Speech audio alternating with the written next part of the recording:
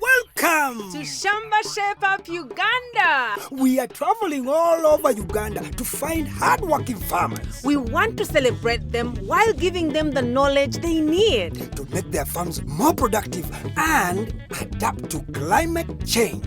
We want to support them to get better yields and increase their income.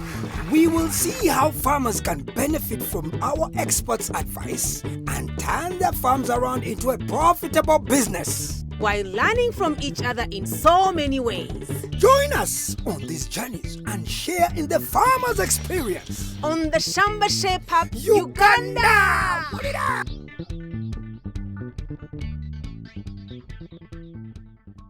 Welcome to Shamba Shape Up Uganda. This is a nice building. Yep, our farmer built this off the source from our vegetables. I am going into vegetable farming I don't know about you from. Come, let's go meet her. And she can give me some tips. Vegetable farming. Yeah. Today we are in Kirangira Village, Mukono Central, and we are meeting with Dorothy Nakalembe. Yeah, she's here. Hello, Madam Dorothy. Hello, Dorothy. You are most welcome. Thank you. Yes. We've just seen the building you made out of your vegetable money. Yes. I was moved and I want to get into vegetable farming myself. Are you determined? Very ready. You are welcome. Determination is everything. You have to be determined. And you don't listen to many people, but try to search for knowledge and advice. Just show us the farm. She's not ready.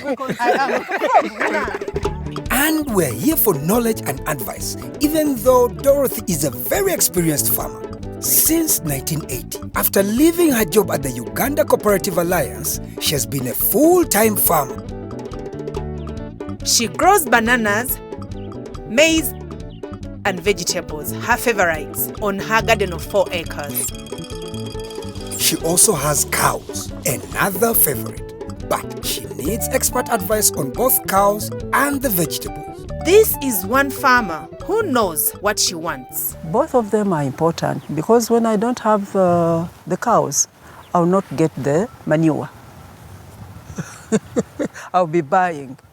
So I think they are all important to each other. So integration is very important. When I get the cow dung from the cows, I also have a biogas plant. So I use the dung for biogas. I get that biosalary, and that's what I use in the garden. So the cows and vegetables help each other. So let's start with the cows. Dorothy's got 2 cows, a heifer and a calf, and has been zero grazing for the last 20 years. She gets 13 liters of milk from one cow and only 6 liters from the other. Practically nothing according to her. So we brought in our expert, Michael Moll from CKL Africa, to help her out.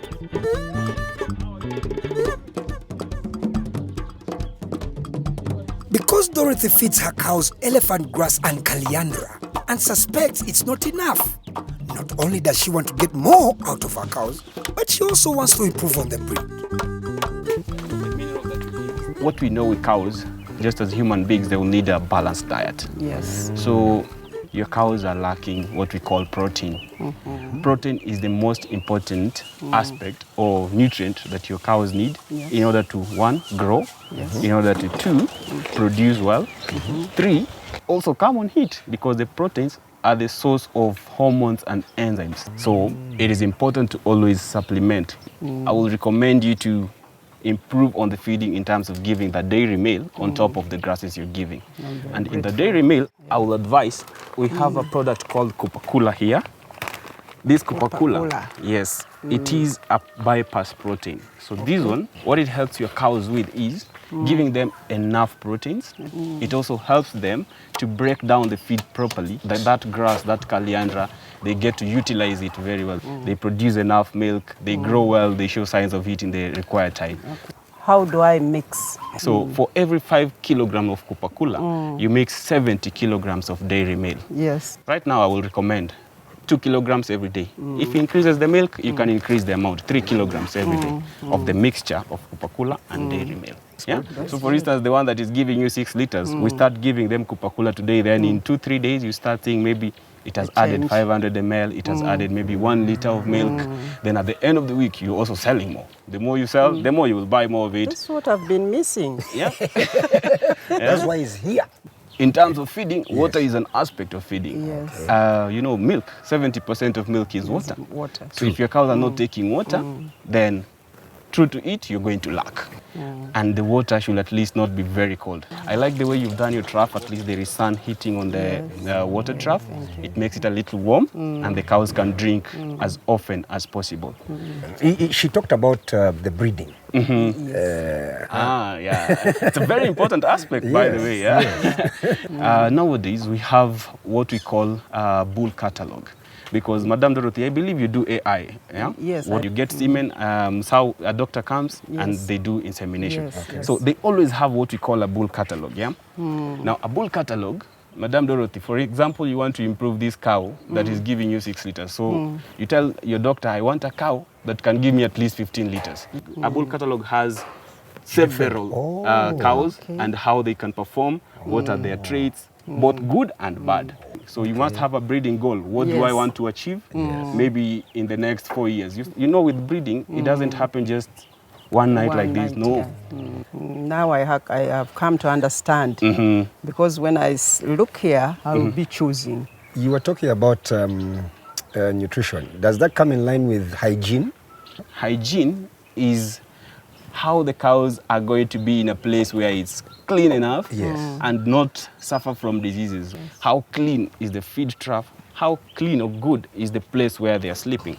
I saw where they're sleeping, Madame Dorothy, and I doubt even they sleep. Because, yes, I doubt if the cows sleep from there. The thing is, the place is too harsh. It has holes. It is muddy at some point, as you have seen, and it is not even. The surface is not even.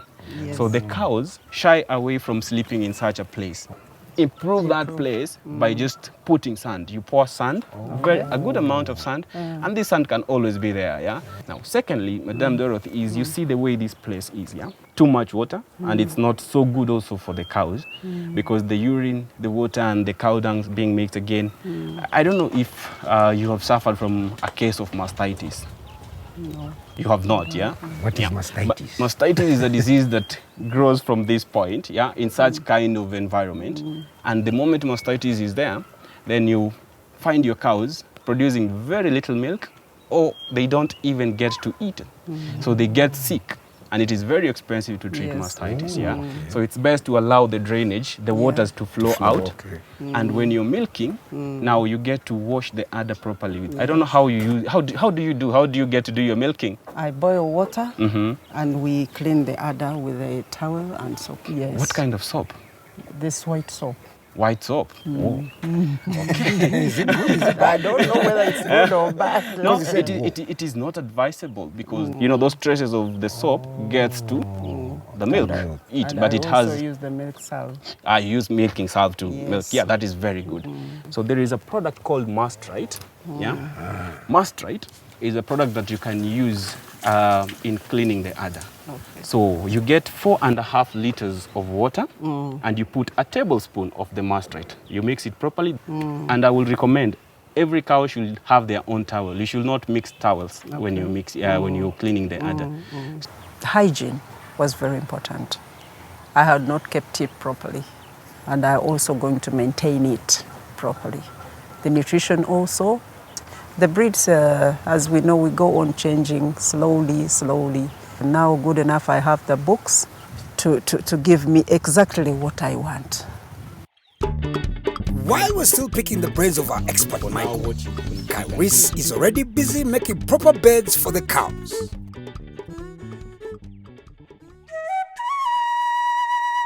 Dorothy has a banana plantation, but she has decided to clear it and plant vegetables instead. Is this a good decision?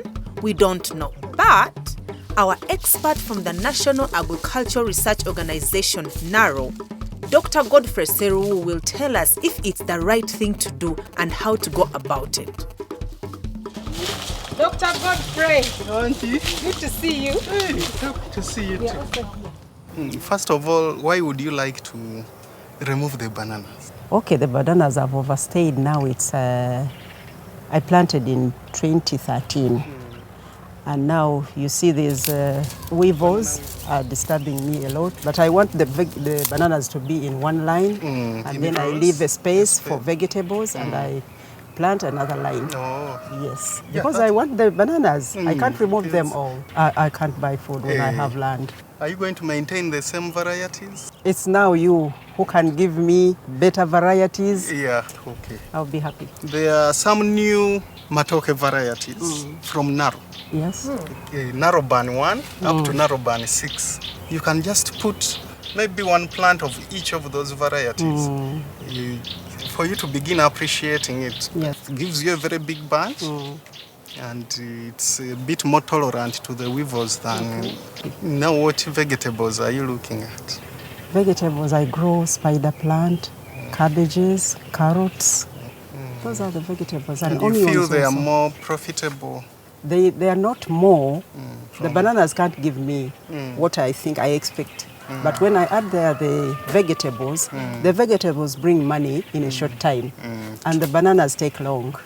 So during that season when I don't have the bananas, then I go with the vegetables. Yeah. The kind of vegetables she's thinking of planting here, are they good for this kind of soil? Now, what she mentioned are the leafy vegetables mostly.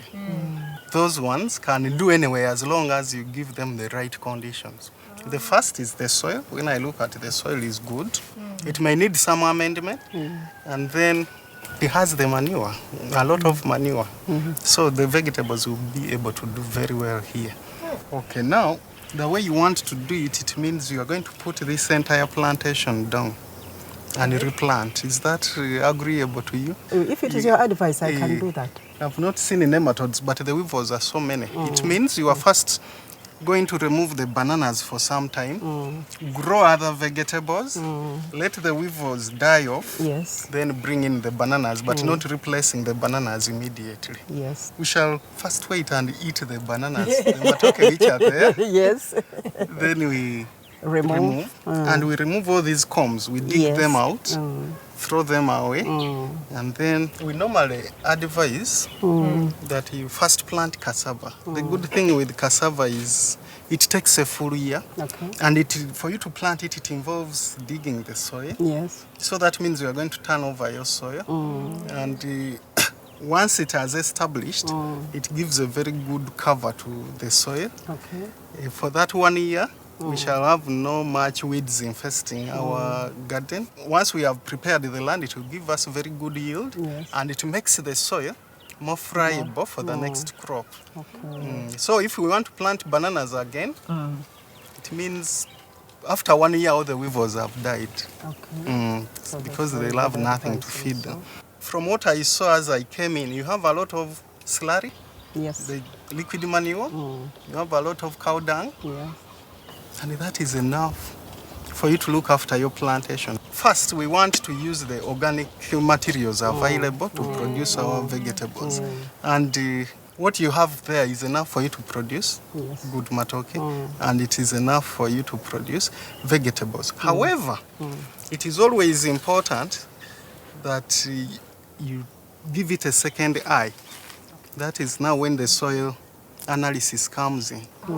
Because we may apply manure and we don't know exactly what is needed in the soil. But now when we do an analysis, it will help us to see, are we going to add something on top of the manure, or the manure will be sufficient. But in most cases, the manure is good enough. But in case there is something missing, then it gives us the opportunity it's better to see test. the result, to test the soil first. Yes. Thank you, Doctor. Thank you, Dorothy. Well, we've heard what Dorothy is supposed to be doing to her plantation, and we are yet to know about the soil. Don't go anywhere. Stay tuned. We'll be right back. Ooh, so beautiful. Beautiful eyes. Welcome back to Shamba, Shape of Uganda.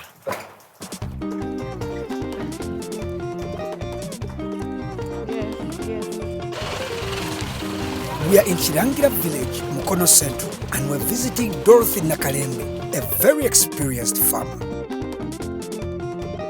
We have seen how to take care of her cows and what to plant instead of bananas. We are now going to do a soil test to see what nutrients are lacking in her garden, and we'll bring in an expert for her vegetables, Dorothy's favorite crops. Forget about him. Let's go.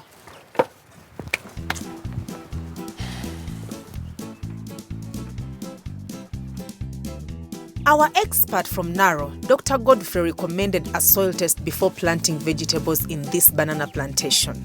Dorothy had done a soil test many years ago but hadn't had a detailed report. So, she was disappointed and not really interested initially. But once we brought in Ronita Kiza from Vidavalde and collected samples of the soil from her garden and analyzed it on the spot, I think we might be able to change her mind. Well, we have some happy faces here. Okay. Madam Dorothy, you can see them there. They're happy. Yeah. So our potatoes will be happy here. Okay. Our beans will be happy. Our grains, maize will be happy. And vegetables will be happy. That includes cabbages, spinach, nakati. They'll all be happy. Yes. However, when we go into details of what we found in the soil, our pH is slightly acidic. Okay. So with that, for us to get the yield that we want from our vegetables, we shall have to add in a little bit of lime, so that we moderate the pH. Then the soil will hold it. It will hold the nutrients properly. It will hold the water properly, and everything will be happy now. You say this is an acre?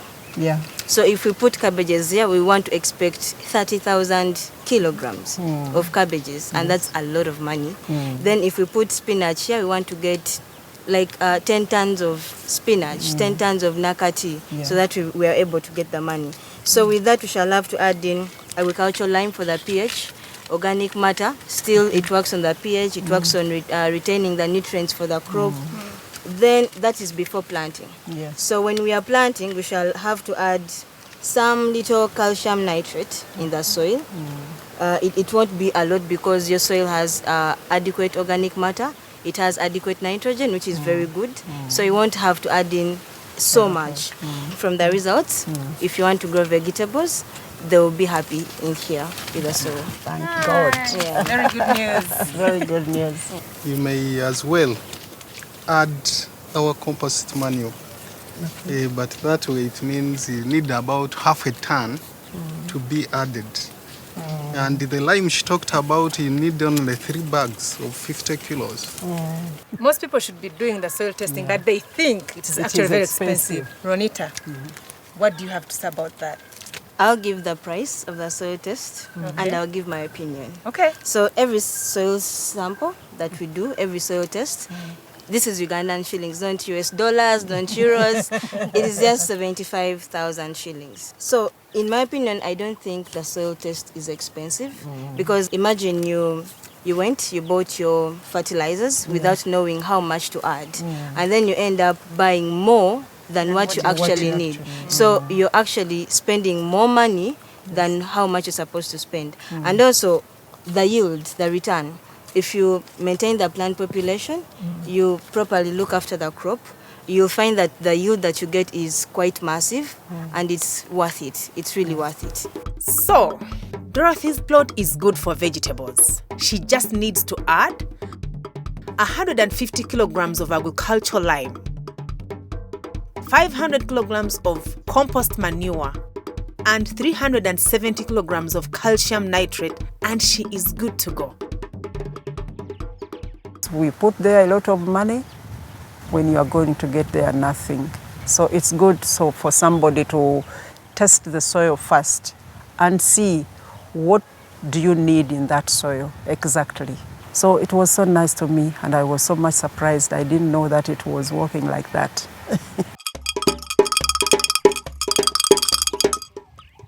Dorothy loves vegetables because she doesn't need much land to grow them and they bring in quick money. Now, she's got a ready bed of cabbage seedlings that she wants to transplant, and she's chosen this patch of land for her seedlings. This doesn't look good even to me. We need an expert here, and Robina Nagaya from Narrow is just the person for us. Hello, Robina. Hello, Dorothy. Dorothy. Nice to meet you. Nice to And meet you're you most too. welcome. Thank you. Thank you for coming. Excuse You're me, welcome. you know each other? Yes. Hey, that was my job here. We've met. Yes. Hey, that's good. Okay. Thank you for this You were work. showing us the Yeah. all these I'm very much cabbages. interested in growing vegetables. She wants to plant cabbages. What can you tell us? Is it a good idea? Is it a bad idea? So I had prepared another place, but it was not yet ready, and the bed is ready. Okay, I'll plant here, but I don't expect good yields. This season you can't plant cabbages here. You can't plant sukuma. You can't plant spinach. All those crops in that family. Vegetables. Because when you look at those which are still here, they already diseased. And it means that that disease will be carried to the other young ones which are planted here. But if she's more interested in vegetables, she can plant all those crops which are in Solanashe. That is tomatoes, eggplants, even nakati can work here well. I advise her to crop rotate. Because when you crop rotate, you terminate the diseases from one particular family to another one. Oh. How do you feel about it? I feel okay because I already had that doubt. Oh. So I will be planting in another place. Which other place? It is there. Please show us. Okay.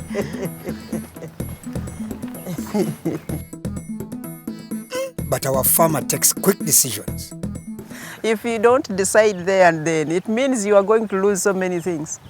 So I didn't get the workers to prepare the land for me in time. And now the bed is ready. So you have to decide once. Our expert will show us how to transplant baby seedlings the proper way. During transplanting, you make sure that you don't break their what? Their roots. The roots, yeah.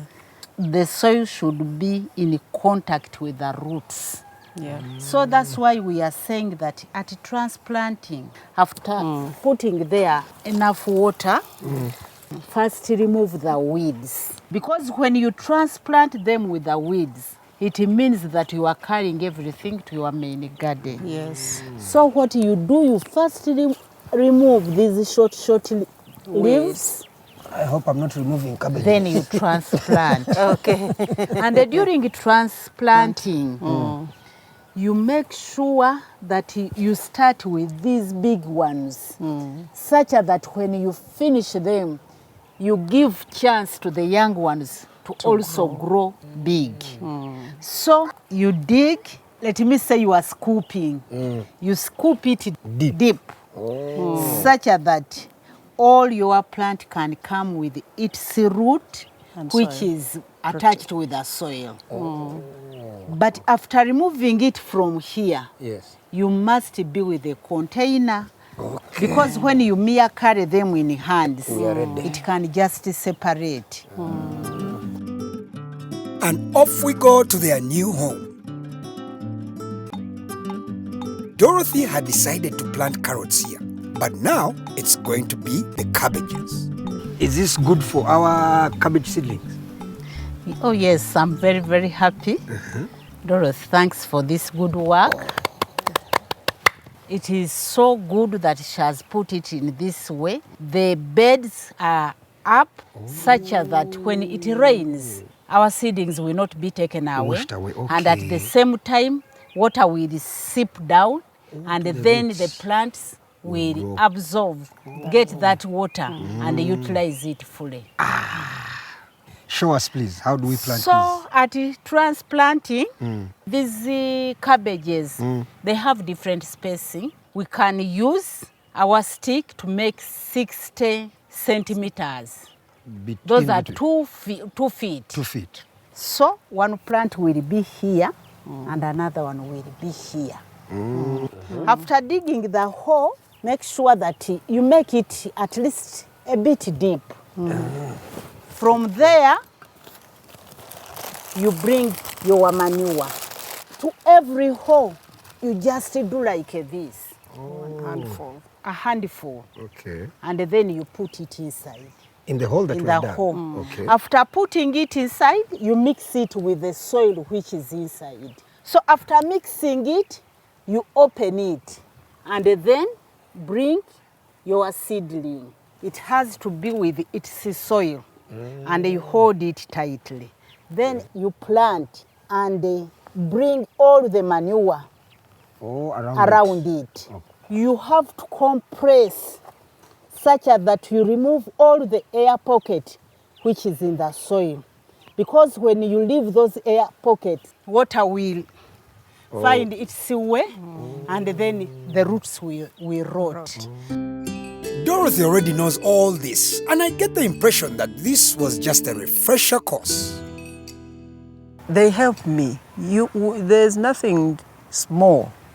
Everything you add on, you learn. And you remember, we forget. At times we forget.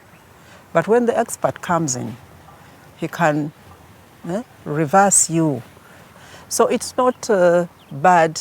We learn all the time. We learn all the time. Well, it looks like it's time to go.